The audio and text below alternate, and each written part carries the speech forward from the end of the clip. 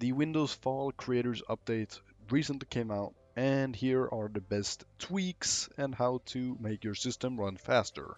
So we're going to go into update and security in the Windows settings, and next off we're going to go into the Windows Defender and then the Open Windows Defender Security Center.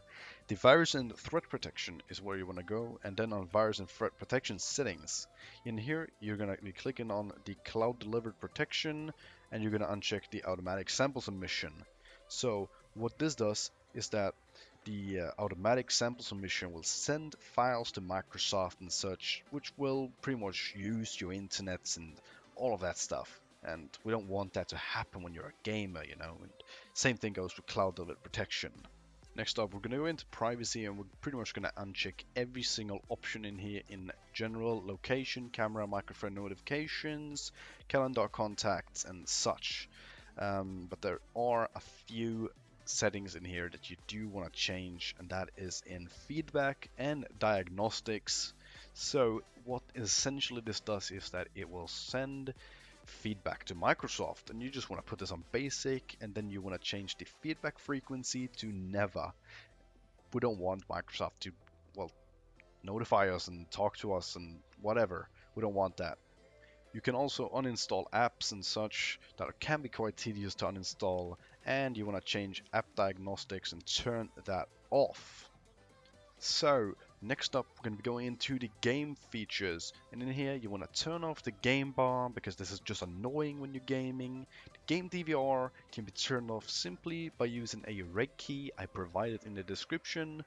Game mode is just turned on there all the time.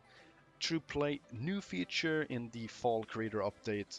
Turn this on, leave it checked, because it will just make gaming so much smoother. There's lots of websites and reviews and such online, you can check them out. Now you want to head into apps, and in here you can change your default apps and such, of course. I am just going to leave it all there as default. I've changed Chrome to my default browser. But you want to go into offline maps and turn automatically update maps off, and then delete all maps. Why do you even want that? You use probably Google Maps. Next up, you can also turn off apps for websites. I mean, why? Why do you want that to scan and use your internet? Next up, we do want to go into system, and in here there is a feature called Nightlight. So what this does is it will replace Flux. It's a program that will turn down the blue colors in your monitor, which will spare your eyes pretty much. I'll just keep the set hours normal. They fit me very well. As said, this is a replacement for Flux, but Flux is still a very good feature.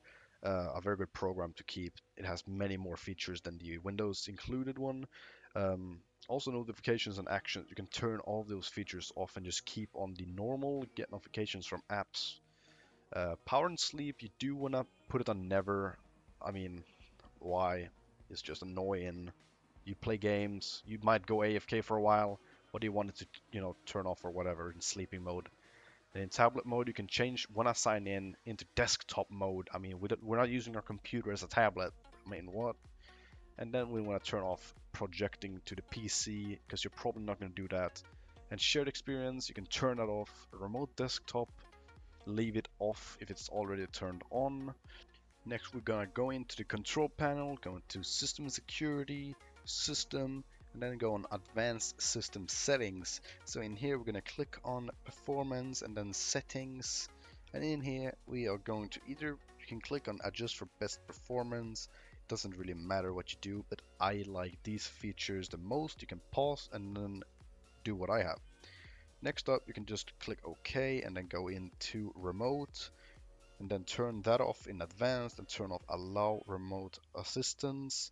I mean, we don't want any assistance on our computer. And then go into advanced again. You want to go into startup and recovery and then turn off time to display list of operating systems. It will just make your computer a little bit faster. Yeah. Next off, you just want to click OK, and then we're going to go into services. So in here, we do want to turn off a service called DM Web Push SVC. It's pretty much a keylogger by Microsoft. It's rarely used, but hell, why do you want it? Just turn it off. disable that, and then want to turn off distributed link tracking client. Just turn it off. We don't want that either. It's a tracker.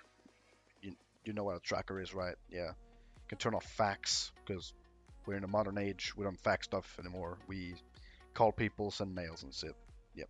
Now you're gonna turn off connected user experiences and telemetry. We don't want that either. But there are also more features you can turn off, like Xbox and such. Depends if you game and such. They only turn on when you use the software, of course. You can also go into percentage, temp percentage, so you can just delete all of these files and then keep the ones you can't delete. It will just clear up all of the temporary files. Nothing bad will go away. It's just stuff that don't have to be there.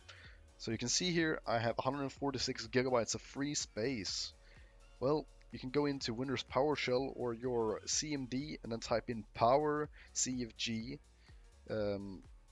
H off, pretty much what I've written here.